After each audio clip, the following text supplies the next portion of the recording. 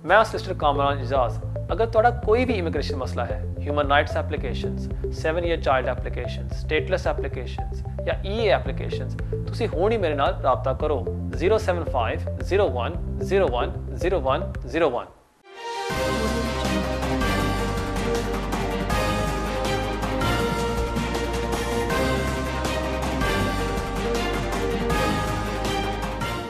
बिस्मिल्लाहिर्रहमानिर्रहीम। अस्सलाम वालेकुम नाज़रीन, मैं हूं आपका मेज़बान कामरान एजाज।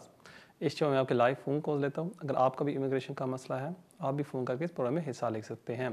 प्रोग्राम का नंबर अब अभी आपके स्क्रीन के नीचे आ रहा है। उम्मीद है कि आपको ऐसी एडवाइस दी जाएगी जो आपके लिए फ़ायदेमंद साबित होगी। बेशुमार कॉल्स वेट कर रहे हैं, बगैर कोई टाइम ज़ाया किए बढ़ते हैं हमारे पहले कॉल की तरफ। हेलो। जी अस्सलाम वालेकुम कामरान साहब। वालेकुम सलाम। जी कामरान साहब, ये पूछना था कि मैंने फी वीवर का अप्लाई किया हुआ है, तो उसका जो आंसर आएगा वो मुझे ईमेल आएगा या सॉलिसिटर को आएगा, तो किस तरह पता चलेगा कि उन्होंने एक्सेप्ट किया? ठीक है, जब आपके सिस्टर ने एप्लीकेशन भरा था, जी उसमें कौन सा ईमेल दिया गया था, आपने चेक किया? जी हाँ, मेरा ईमेल दिया गया। आपका ईमेल दिया था, ठीक है। और एप्लीकेशन कब जी सबमिट की थी आपने? वो तो मंथ हो गया, 1 मंथ हो गया। 1 मंथ हो गया, ठीक है। और कोई सवाल आपका? नहीं बस यही, थैंक यू वेरी मच। ठीक है जी, बहुत शुक्रिया आपके कॉल का। जब आप फ़ी वेवर की एप्लीकेशन सबमिट करते हैं, जहां आप रिक्वेस्ट करते हैं कि होम ऑफिस की फ़ीस माफ़ की जाए, वहाँ आपको ईमेल एड्रेस भरना होता है। ज़्यादातर अगर आप सॉलिसिटर के थ्रू करते हैं एप्लीकेशन, सॉलिसिटर अपना ईमेल देता है और जब फिर डिसीजन होम ऑफिस करती है उस एप्लीकेशन के ऊपर, वो रिप्रेजेंटेटिव सॉलिसिटर के पास जाती है। लेकिन आपने मुझे बताया है कि आपका ईमेल दिया गया था, तो मेरे ख्याल में जब होम ऑफिस फैसला करेगी इस एप्लीकेशन के ऊपर, वो फिर डिसीजन आपके पास आएगा। फिर आपके पास होंगे 10 वर्किंग डेज़ जिसमें आपने एप्लीकेशन सबमिट करना होगा फॉर लीव टू रिमेन। आजकल इसमें काफ़ी डिले है, क्योंकि मैंने 2-3 हफ्ते पहले होम ऑफिस के साथ बात की थी इसके ऊपर, और केस वर्कर मुझे बता रहा था कि ज़्यादातर जो केस वर्कर्स हैं उनको फ़ी वेवर की टीम में ट्रांसफ़र किया जा रहा है, क्योंकि बेशुमार एप्लीकेशंस आ रहे हैं और इस वजह से फ़ी वेवर एप्लीकेशंस में काफ़ी डिले है। तो इसलिए आपके एप्लीकेशन में भी तकरीबन 1 माह हो गया है। मुझे उम्मीद है कि नेक्स्ट 2-3 वीक्स में आपको जवाब इसका मिल जाएगा जो होगा पॉजिटिव। बहुत शुक्रिया आपके कॉल का। नाज़रीन, इस वीक की थोड़ी सी अपडेट्स मैं आपके साथ शेयर करता चलो। हमने देखा लास्ट वीक के होम ऑफिस ने ऐलान किया कि जो लोग यहाँ रीसेटल किए गए हैं फ्रॉम अफ़गानिस्तान, उनको indefinite leave to remain grant किया जाएगा। So which is very good news कि जो लोग अरब स्कीम पर आए हैं उनको ILR ग्रांट किया जाएगा। और जो होम ऑफिस के जो स्पोक्स पर्सन इस वीक, उन्होंने एक स्टेटमेंट दी जहां उन्होंने कहा कि जो लोग अफ़गानिस्तान से आना चाहते हैं यूके में, हम उनसे रिक्वेस्ट करते हैं कि आप एक वैलिड रूट से आएँ, एक वैलिड रीसेटलमेंट रूट से आएँ, और प्लीज़ बोट्स के थ्रू या कोई भी और अल्टरनेटिव रूट के थ्रू आप ना आएँ जो इलीगल है, क्योंकि वो कह रहे हैं कि हम आपको असाइलम नहीं देंगे। तो इसलिए अगर आपके कोई रिश्तेदार हैं अफ़गानिस्तान में अभी जो निकलना चाहते हैं, मैं आपको यही एडवाइस दूंगा कि अभी से वेट करें। जैसे ये रेफ्यूजी कैंप्स स्टार्ट होती हैं, फिर होम ऑफिस और यूके अपनी स्कीम्स को शुरू करेंगे, और फिर जैसे ही उनकी लिस्ट में वो लोगों को रिसेटल कर देंगे टू द यूके। अगर आप आते हैं अल्टरनेटिव मेथड्स के थ्रू जैसे कि वाया रोड या लॉरी, हो सकता है कि होम ऑफिस आपके एप्लीकेशन को रिफ्यूज़ कर दे और फिर आपको वीज़ा ही ना दे और आपको रिमूव कर दे। सो इसलिए प्लीज़ बहुत इंपॉर्टेंट है कि आप वैलिड रूट के थ्रू आए टू द यूके। एक और अपडेट जो मैं आपके साथ शेयर करना चाहता था इस वीक के लिए, वो है एमनेस्टी के ऊपर। हमेशा मुझे पास ये रिक्वेस्ट आते रहते हैं कि एमनेस्टी के बारे में क्या हो रहा है, इस पर थोड़ी सी रोशनी डालें। अभी तक इसमें कोई नई प्रोग्रेस तो नहीं है, क्योंकि ना इस पर कोई ज़्यादा बातचीत हुई है। आपने देखा होगा लास्ट 1 मंथ कि अफ़गानिस्तान पर मेन इश्यूज़ चल रहे हैं और गवर्नमेंट इस पर ज़्यादा तवज्जो दे रही है। अब ऑनलाइन अगर आप देखें, ये रूमर्स फैल रहे हैं कि सितंबर में जब पार्लियामेंट वापस आएगी एक नई डिबेट होगी, उसके ऊपर फिर एमनेस्टी आएगी, इस पर ऐसी कोई न्यूज़ अभी नहीं है। ना पार्लियामेंट का कोई इरादा है कि एमनेस्टी पर कोई डिबेट हो, कोई नई डिबेट। सो इसलिए मैं आपसे ये रिक्वेस्ट करूँगा, जो न्यूज़ ऑनलाइन फैलती रहती है उस पर ज़्यादा तवज्जो ना दें। अगर आप यहाँ ओवरस्टेयर हैं, आपने कभी एप्लीकेशन सबमिट नहीं की, फिर आप अपने कोई सोलिसिटर से मिल लें जो आपको एडवाइस कर सके कि आपके लिए कौन सा बेस्ट ऑप्शन होगा। क्योंकि मेरे ख्याल में जिस शख्स ने कभी भी कोई एप्लीकेशन होम ऑफिस में नहीं डाली, उसको ज़रूर डालनी चाहिए कम से कम एक दफ़ा। ये मेरे ख्याल में बहुत इम्पोर्टेंट है। और जिन लोगों ने पहले एप्लीकेशन सबमिट की हुई थी और वो रिफ्यूज़ हो गई है, आपने अब असेस करना है कि आपके फ़ायदे के लिए है या नहीं। अगर आपके सर्कमस्टांस इतने बदले नहीं हैं, फिर आपको असेस करना पड़ता है इसमें क्या फ़ायदा होगा एप्लीकेशन सबमिट करने का। मैंने देखा है अक्सर ऑनलाइन काफ़ी वीडियोस हैं यूट्यूब के ऊपर, फेसबुक के ऊपर, जहां आपको इन्फॉर्मेशन दी जा रही है कि जी नहीं, आप इन टच रहें, एप्लीकेशन डालते रहें, आपके लिए बहुत इंपॉर्टेंट होगा, जब कोई एमनेस्टी आएगी आपको इसका फ़ायदा होगा। और मेरा सवाल उन लोगों से है कि अगर फ़र्ज़ करें कोई एमनेस्टी आती है, उसकी जो रिक्वायरमेंट्स होगी वो किसको पता है? ना मुझे पता है, ना आपको पता है। तो इसलिए अगर कोई बंदा यहाँ 12 साल से रह रहा है और अगर कोई एमनेस्टी आती है और कहती है 15 साल के लोगों को हम देंगे, फिर उस बंदे ने जो एप्लीकेशन सबमिट की थी उसको क्या फ़ायदा हुआ उसका? नंबर 1। नंबर 2, अगर आपने एप्लीकेशन सबमिट कर दिया, पिछले साल से ये शोर मचा हुआ है कि एमनेस्टी आने वाली है, होम ऑफिस को एप्लीकेशन अब सबमिट कर दें और वीज़ा आने वाला है। अगर आपने जनवरी में एप्लीकेशन सबमिट की थी या फरवरी में, आपको इस एप्लीकेशन का फ़ैसला मिल गया होगा या मिलने वाला होगा और 90% वो होगा रिफ्यूज़ल। फिर जो पैसे आपने खर्च किए उसका क्या फ़ायदा हुआ? ये मेरा सवाल उन लोगों से हैं जो बार बार कहते हैं कि जी आप होम ऑफिस के साथ इन टच रहें, आपको फ़ायदा होगा इसका और आप एप्लीकेशन सबमिट करें। सो फिर आपने क्या पाया? कुछ भी नहीं। और मेरी पैदाइश यहाँ यूके की है और पाकिस्तान में खाली एक दफ़ा ज़िंदगी में गया हूँ, लेकिन मैंने वहाँ से सुना है कि पाकिस्तान में एक वीज़ा होता है जिसका नाम है डन बेसिस, कि अगर वीज़ा मिलता है फिर कंसल्टेंट को पैसे मिलते हैं। और जो सोलिसिटर्स या जो भी प्रोफेशनल्स या जो भी आप वीडियोस देखते हैं ऑनलाइन, जहां आपको बार बार इंकरेज किया जाता है कि एमनेस्टी के लिए एमनेस्टी आने वाली है, आप एप्लीकेशन डाल दें, आप उनसे कहें कि जी आप डन बेसिस पर मेरा एप्लीकेशन कर दें कि अगर मुझे वीज़ा मिलता है मैं आपको पैसे दूंगा। मेरे ख्याल में ये फिर बेस्ट ऑप्शन होगी, क्योंकि ना तो आपके पैसे ज़ाया जाएंगे और जो लोग ऑनलाइन वीडियोस फैल रहे हैं एमनेस्टी के बारे में, हम लोगों की मदद करना चाहते हैं, फिर वो भी अपना एक जो मकसद है वो पूरा कर सकते हैं कि वो लोगों को फ़ायदा पहुंचा रहे हैं, पैसे भी नहीं ले रहे। और अगर वीज़ा मिलता है जैसे वो कह रहे हैं, फिर उनको पैसे भी मिलेंगे जब आपको वीज़ा मिल जाएगा। तो मेरे ख्याल में ये होना चाहिए। नाज़रीन, एक कॉल आ रही है, देखते हैं हमारा अगला कॉलर कौन है। हेलो। अस्सलाम वालेकुम। वालेकुम सलाम। हाँ, मुझे ये पूछना था कि जैसे यहाँ पर जैसे यहाँ से पाकिस्तान में लोग जाकर, जैसे कोई लड़की है वो शादी करती है और फिर शादी करने के बाद वो यूके आ जाती है और शादी को रजिस्टर करती है, फिर उसके बाद उसकी नहीं बनती उनसे और जैसे अलहदगी का सोचती है, लड़का उसे डिवोर्स नहीं करता और वो शरिया काउंसिल में जाकर खुला लेती है, तो ऐसी सूरत में अगर वो खुला लेती है तो क्या लीगल तौर पर लड़का भी आज़ाद हो जाता है?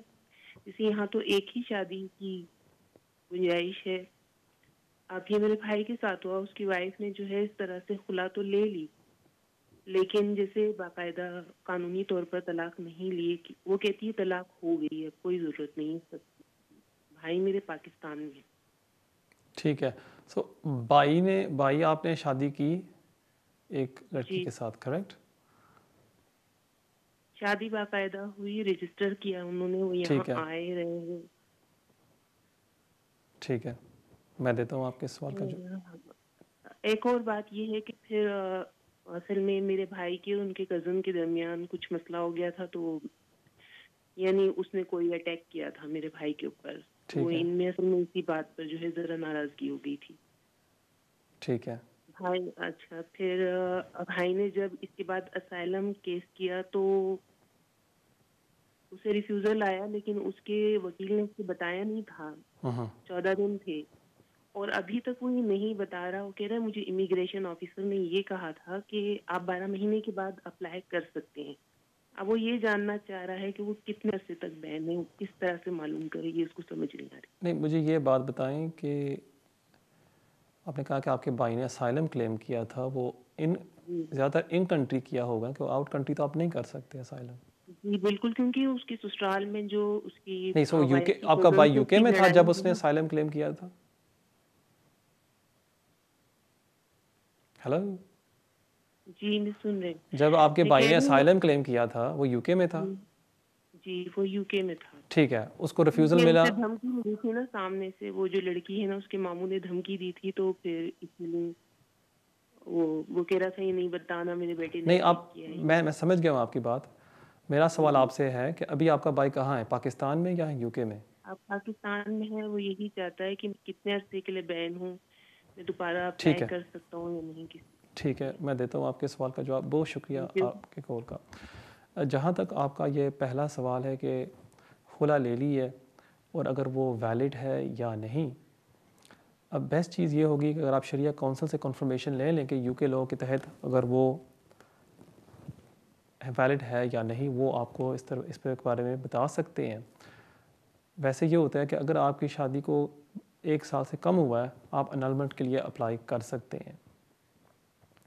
अगर 1 साल से ज़्यादा हो गया है शादी को हुए, फिर जो आपके जो भाई हैं वो पाकिस्तान से डिवोर्स अप्लाई कर सकते हैं, या जो लड़की यहाँ है वो यूके से अप्लाई कर सकती है, या वो पाकिस्तान से अप्लाई कर सकती है। सो अगर उसने डिवोर्स ले लिया है पाकिस्तान से जो वैलिड है, वो फिर दुरुस्त होगा, क्योंकि जो रिक्वायरमेंट्स हैं एक वैलिड डिवोर्स के लिए वो हैं कि अगर कोई ब्रिटिश नेशनल यहाँ सेटल्ड है यूके में और उसके जहाँ शादी हुई थी वहाँ से आप डिवोर्स ले सकते हैं, या जहाँ आप सेटल्ड हैं एज अ ब्रिटिश नेशनल आप यूके से भी ले सकते हैं, दोनों वैलिड हैं। सो इसलिए मेरे ख्याल में जो आप बता रही है मुझे, वो डिवोर्स अब हो चुका है। जहाँ तक आपका दूसरा सवाल है कि आपके भाई ने असाइलम क्लेम किया था और वो रिफ्यूज़ हो गया, उसने अपील नहीं की क्योंकि सॉलिसिटर ने नहीं बताया, अब वो वापस यूके एंटर होना चाहता है, वो कब अप्लाई कर सकता है? अगर वो वॉलंटरी छोड़ के गया था यूके, फिर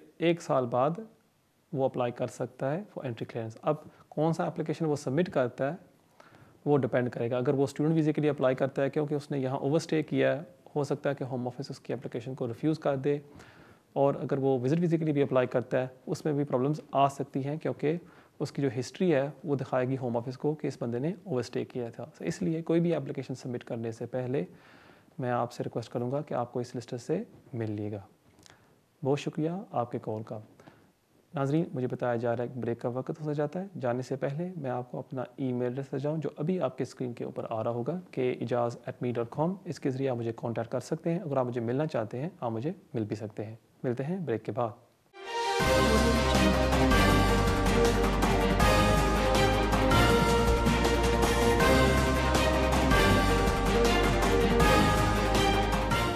मैं सॉलिसिटर कामरान एजाज।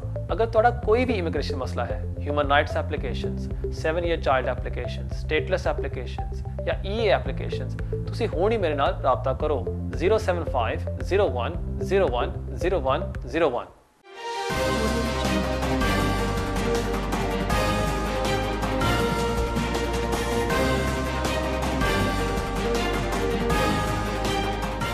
नाजरीन, welcome back to immigration with Kamran.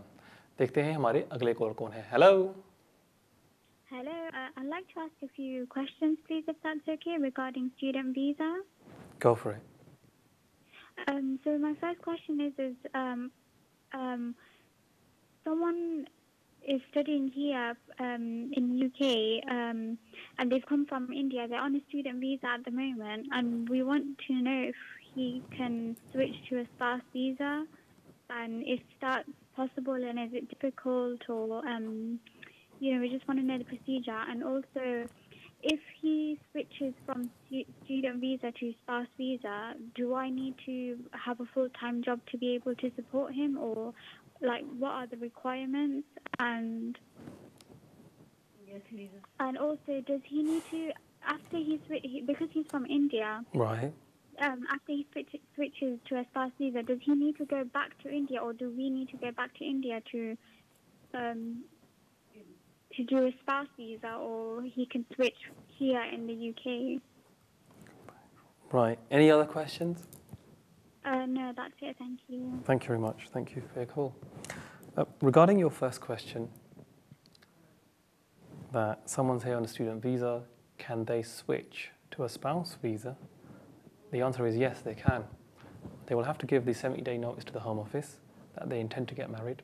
The Home Office will then conduct their own investigation. If they're satisfied that this is a valid marriage and we're happy for this to proceed, then they'll give you the go-ahead, and this prospective student, or this gentleman, whoever he is, he can then get married. So to answer your first question, can a student get married in the UK? In a nutshell, the answer is yes. The second question you asked is, what are the requirements for one to switch successfully from a student visa to a spouse visa? Primarily, you've got to show, number one, that you're in a genuine and subsisting relationship. Number two, and this is the one that most people fall under, and their application is refused, that's the income requirement. You've got to show, together, both of you combined, that there's a gross annual income of 18,600. Now, I don't know if this is your fiance that you're asking for, or the person, whoever the student is, if they're working 20 hours per week, as per their student leave visa, they could potentially use that income to meet the 18,600 requirement. And then if you're working, then you could use your income to combine that to equate to 18,600. So that's the main key requirement that you've got to satisfy there. The English test requirement, if he's passed an English language test, which I'm pretty sure he would have, then he doesn't need to pass an English test again. If he hasn't, however, if, for example, he was accepted to a university course just by doing an interview and the university was satisfied with his English language, for a spouse visa, he would have to pass the A1 English test. So that's an important requirement there. If those three things are satisfied, so the genuine relationship, income requirement, and he passes the English test, I would see there no reason for this application to not be successful. Now, your third question you asked was, if someone is here on a student visa, do they have to go back to apply? Now again, as I alluded to previously in your second question, the answer is no. They can do it in theory in country. But the question that arises is, you've got to weigh this up now. Is it beneficial for him to go back? Or if he's not willing to do that, then he can apply here. Because the reason I say that is, there is the possibility the Home Office will say, maybe the relationship is not genuine, because I don't know when this prospective student has come into the UK. If it's only been a few months, suspicion may be raised by the Home Office saying, isn't it coincidence that within a few months of arriving in the UK, you've fallen in love and you're wanting to apply for a spouse visa. However, if he's been here for, say, a year, 15 months, and you and him have got proof of being in a relationship for the past year, and now you intend to register your marriage, that makes a much stronger case. So whether it's beneficial to apply from overseas or in country, you really have to discuss that with a solicitor who can advise you on what will be the best option. नाज़रीन, ये मुझे सवाल पूछा गया है collar से, और उन्होंने मुझे पूछा है कि अगर कोई स्टूडेंट जो यहाँ आता है स्टूडेंट वीज़े के ऊपर, अगर वो स्विच करना चाहता है शादी वीज़े के ऊपर, वो स्विच कर सकता है या नहीं। और मैंने उनको बताया बिल्कुल वो कर सकते हैं। अगर आपके पास स्टूडेंट वीज़ा है और आप स्विच करना चाहते हैं टू स्पाउस वीज़ा, आप बिल्कुल कर सकते हैं इन कंट्री। उन्होंने मुझे पूछा है कि रिक्वायरमेंट्स क्या होती हैं इस वीज़े की अगर आप स्विच करना चाहते हैं इन कंट्री, और मैंने उनको बताया है कि पहला तो है कि आपकी रिलेशनशिप जेन्युइन होनी चाहिए, नंबर 1, जो मोस्ट इंपॉर्टेंट रिक्वायरमेंट होती है। होम ऑफिस देखती है कि आप साबित कर सकते हैं आप एक जेन्युइन रिलेशनशिप में, ये तो नहीं कि आप एक पेपर मैरिज कर रहे हैं। नंबर 2, आपको इनकम रिक्वायरमेंट सेटिस्फाई करनी होती है जो है 18,600। अगर कोई बंदा स्टूडेंट वीज़े पर आता है और वो काम कर रहा है 20 आवर्स पर वीक, वो इनकम वो लगा सकता है to meet the income requirement. अगर उसकी जो फियांसे है या उसकी जो प्रस्पेक्टिव वाइफ है, अगर वो काम कर रही है, वो भी अपनी इनकम लगा के साबित कर सकते हैं दोनों इकट्ठे कि वो हम कंबाइंड हमारे पास इनकम है 18,600। और तीसरा, मैंने उनको बताया है कि आपको इंग्लिश टेस्ट पास करना होगा। अगर स्टूडेंट वीज़े पर आप आए हैं और आपने इंग्लिश टेस्ट पास नहीं किया, फिर आपको वो पास करना होगा जो है A1 इंग्लिश टेस्ट। तीसरा सवाल उन्होंने मुझे पूछा है कि अगर स्टूडेंट को वापस जाना होगा, और मैंने इनको ये समझाया कि ये डिपेंड करता है सर्कमस्टांसिस के ऊपर। कभी कभी बेहतर होता है कि आप वापस जाके एंट्री क्लियरेंस ले लें। कि फ़र्ज़ करें अगर कोई स्टूडेंट यहाँ आता है और उसको यहाँ हो गए हैं 3-4 माह, और अब वो परमिशन एप्लीकेशन डालता है कि मैं शादी करना चाहता हूँ, इसमें थोड़ी सी इश्यूज़ आ सकते हैं कि होम ऑफिस ये कह सकता है कि ये कैसे हो सकता है, एक बंदा जो 4 माह पहले आया है अब वो शादी करना चाहता है, हम नहीं समझते कि रिलेशनशिप जेन्युइन है। सो इसमें थोड़ी सी प्रॉब्लम आ सकती है। लेकिन अगर उस स्टूडेंट को यहाँ हो गया 1 साल 1.5 साल और उसके पास प्रूफ है कि वो अपनी पर्सपेक्टिव वाइफ के साथ रह रहा है पिछले साल से, फिर आपका केस काफ़ी मजबूत हो जाता है और चांसेस आपको वीज़ा मिलने में काफ़ी अच्छे हो जाते हैं। सो इसलिए कौन सा ऑप्शन आपके लिए बेस्ट है, मैंने इनको एक्सप्लेन किया है, वो आप अपने सिस्टर से डिस्कस कर लें और वो आपको बता सकता है कि आपको क्या करना चाहिए। बहुत शुक्रिया आपके कॉल का। नाज़रीन, देखते हैं हमारे अगले कॉल कौन है। हेलो। अस्सलाम वालेकुम। वालेकुम सलाम। भाई, मैंने आपसे एक क्वेश्चन पूछना है। मेरी आंटी हैं, वो विजिटर पाकिस्तान से आई हैं इधर। जी जी। वो वापस उन्होंने जाना है, और जाने से पहले वो रेजिडेंट कार्ड जो होता है ना, multiple visa next time apply करे, तो क्या वो इधर से रेजिडेंट कार्ड अप्लाई कर सकती हैं? विजिट वीज़े की बात कर रही हैं आप? जी जी, क्योंकि वो नेक्स्ट टाइम आने के लिए वो कहती है कि मुझे मल्टीपल का मैं वीज़ा लेके आना चाहती हूँ। ठीक है, मैं देता हूँ आपके सवाल का जवाब। बहुत शुक्रिया आपके कॉल का। अगर आपका विजिट वीज़ा एक्सपायर होने वाला है, आप इन कंट्री नहीं अप्लाई कर सकते, वो आउट कंट्री आपको अप्लाई करना होता है। सो जब आपकी आंटी वापस जाएंगी और अगर उनका वीज़ा एक्सपायर हो जाता है और दोबारा वो आना चाहती हैं, उनको दोबारा विजिट वीज़े के लिए अप्लाई करना होगा और वहाँ वो रिक्वेस्ट कर सकती हैं कि मुझे 5 साल का या 10 साल का मल्टीपल वीज़ा दिया जाए, और एंट्री क्लियरेंस ऑफिसर वो इशू कर देगा। बहुत शुक्रिया आपके कॉल का। नाज़रीन, देखते हैं हमारे अगले कॉलर कौन है। हेलो। अस्सलाम वालेकुम Kamran, I will prefer in Urdu. Yeah, sure, please.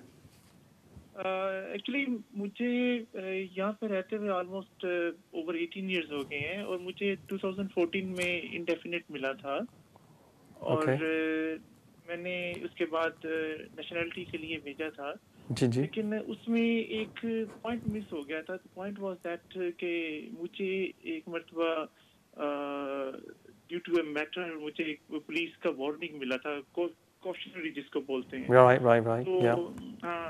I was not arrested, I was not even like a sentence or something. लेकिन वो मैंने उसमें एक क्वेश्चन था एप्लीकेशन में कि हैव यू बीन कन्विक्टेड और समथिंग, तो मैंने उसको ब्लैंक छोड़ दिया था। तो मेरा application was turn down in 2014। Right.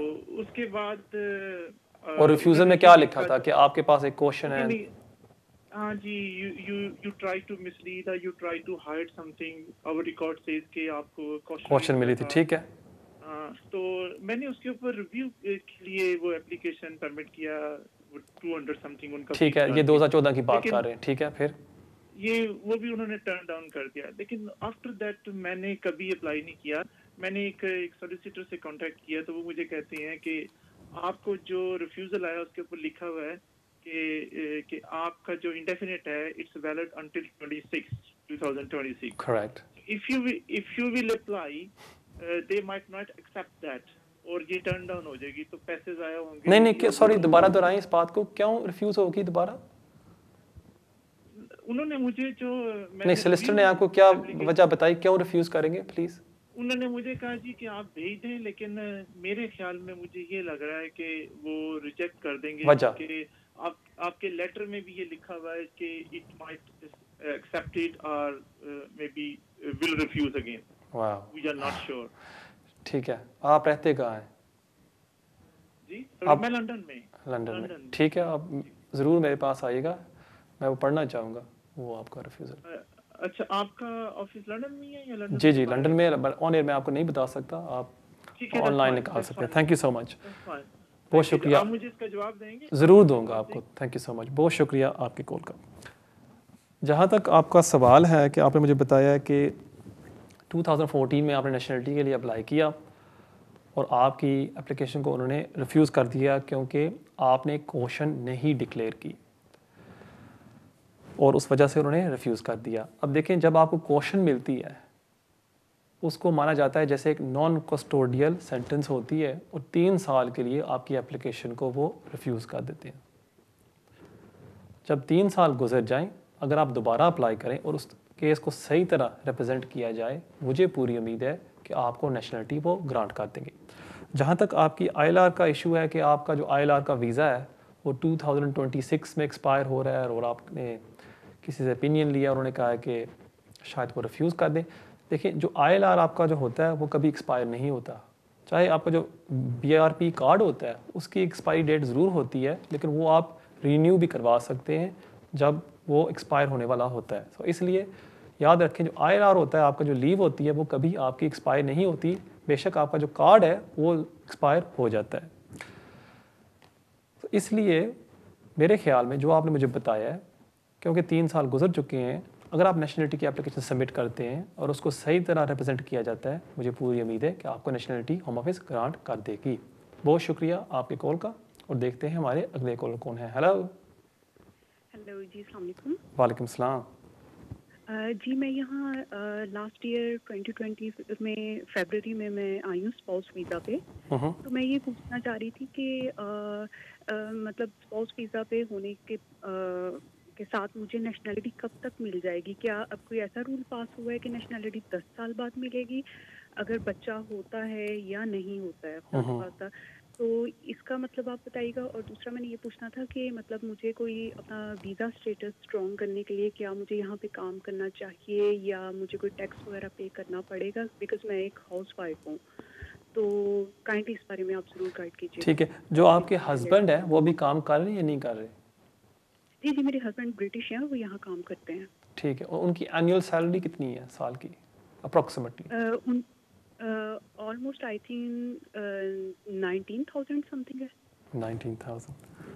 जी ठीक है, और आपका वीज़ा कब एक्सपायर हो रहा है?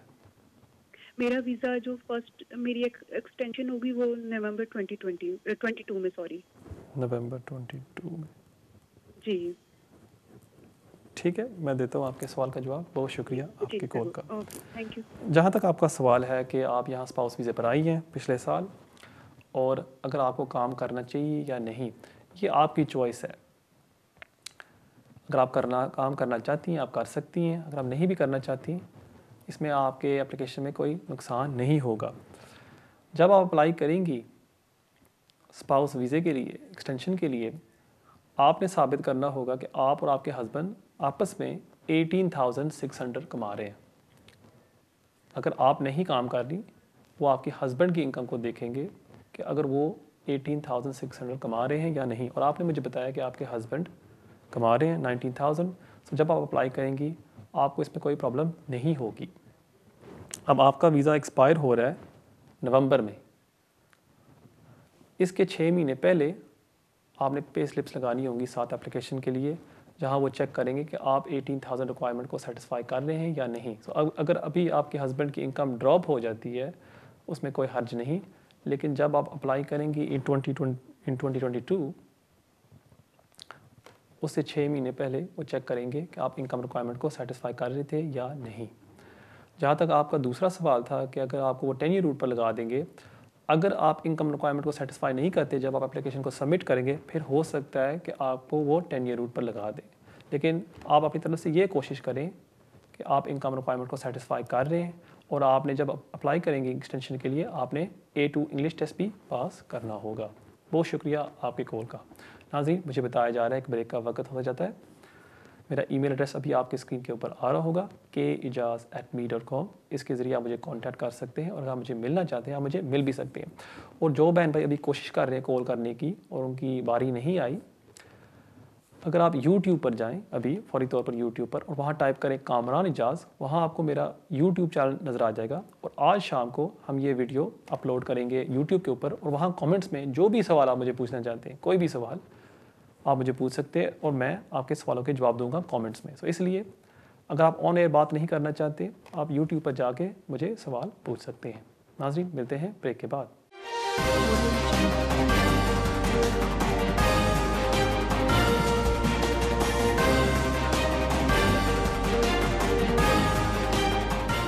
मैं सिस्टर कामरान इजाज़।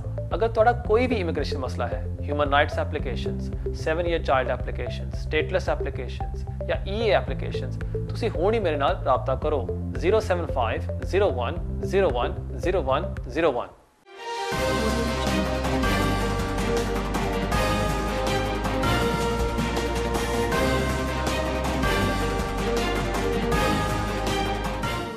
नाज़रीन, welcome back to immigration with Kamran. देखते हैं हमारे अगले कॉलर कौन है। हेलो। ओके, अस्सलाम वालेकुम सर। वालेकुम सलाम। कामरान साहब। जी सर। कामरान साहब, अस्सलाम वालेकुम। वालेकुम सलाम। कामरान साहब, मैं ब्रिटिश सिटीजन हूँ। जी जी, ठीक है। और मैं अफगानिस्तान का हूँ। मैं अभी 10 दिन पहला मैंने अपनी फैमिली को लाया, कुछ फैमिली के लाया, लेकिन मेरा 2 बेटा वो अफगानिस्तान में रह गए। उनके लिए कैसे रूल है कि मैं वो कैसे लाऊंगा इधर? ठीक है। और जो आपके जो 2 बेटे हैं उनकी एज कितनी है?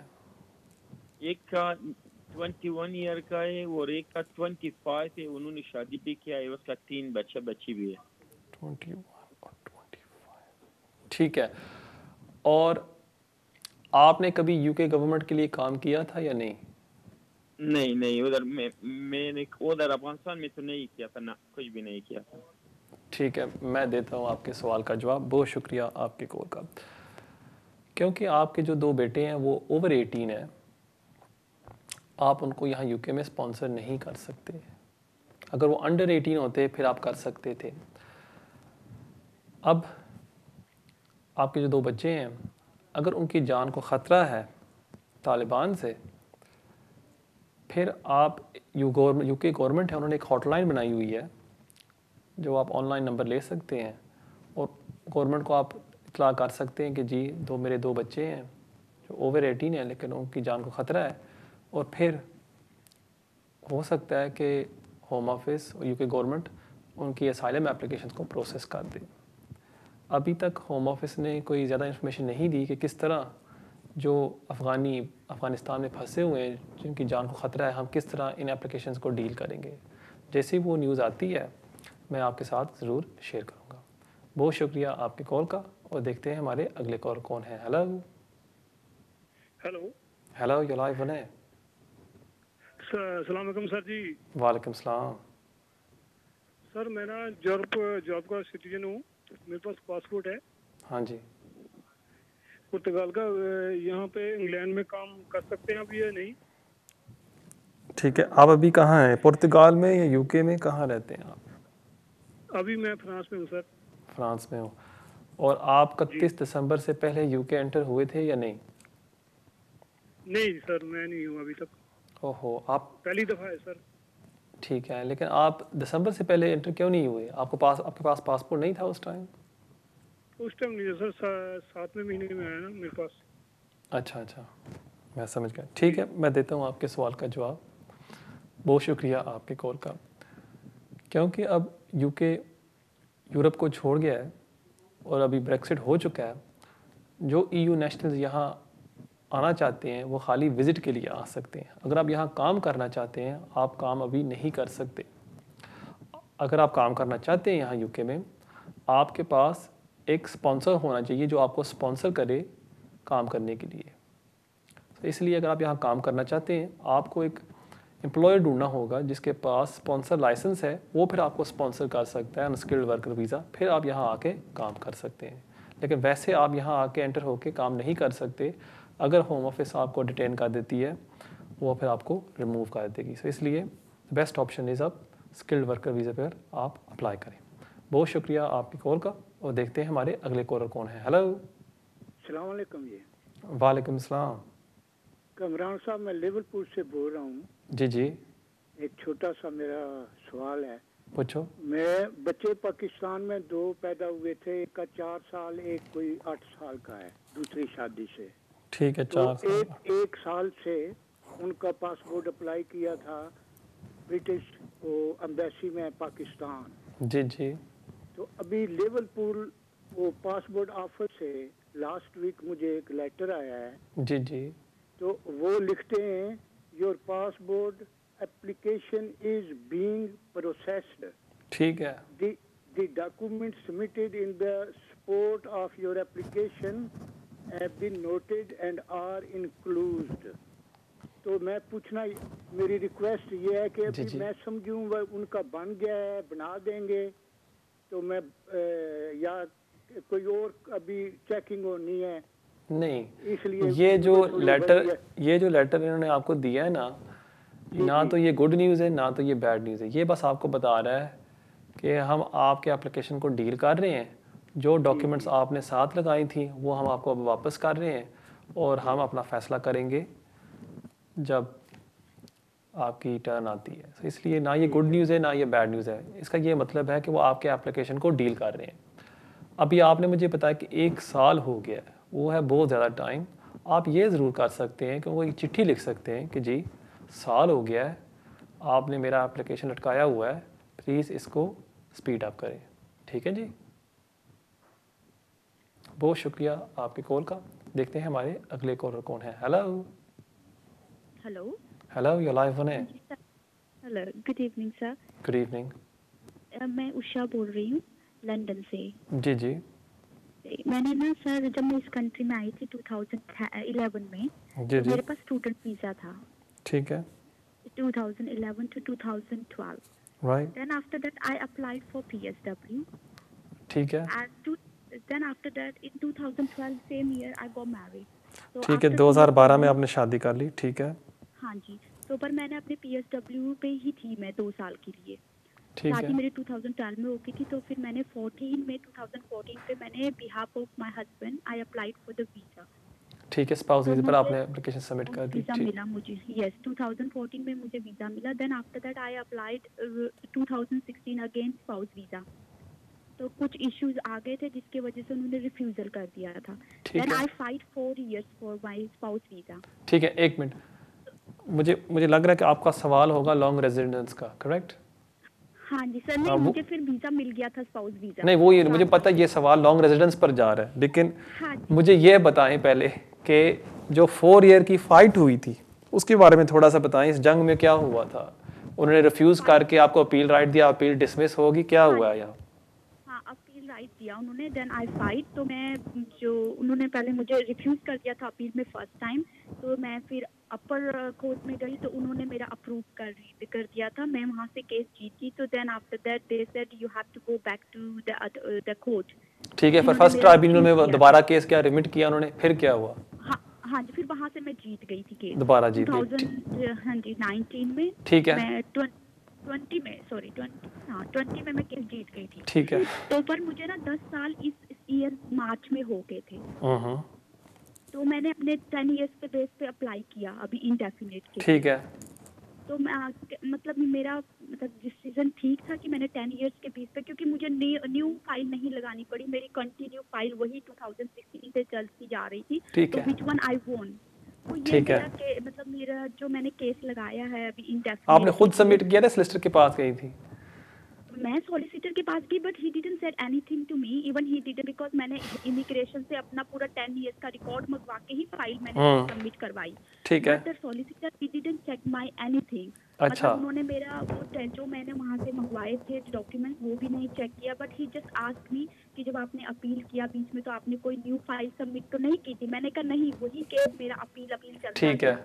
काश आप मेरे पास आ जाती एप्लीकेशन सबमिट करने से पहले। ये तो पहली दफ़ा हो रहा है कि कोई बंदा मुझे सवाल पूछ रहा है कि मैंने सही किया या गलत किया। ये तो ऐसे होता है ना जैसे आप एक जुर्म कर लेती हैं। मुझे नहीं पता था, when I watch that Venus TV, तो मुझे आप वीनस टीवी को ना वहाँ फेवरेट कर दें, हमेशा देखा करें। इस पर हर वीक रिपीट मूवीज़ भी लगाते हैं, कॉमेडी मूवीज़ जो बार बार रिपीट की जाती हैं, और इमिग्रेशन के शोज़ भी होते हैं हर वीक, वो रिपीट नहीं होते।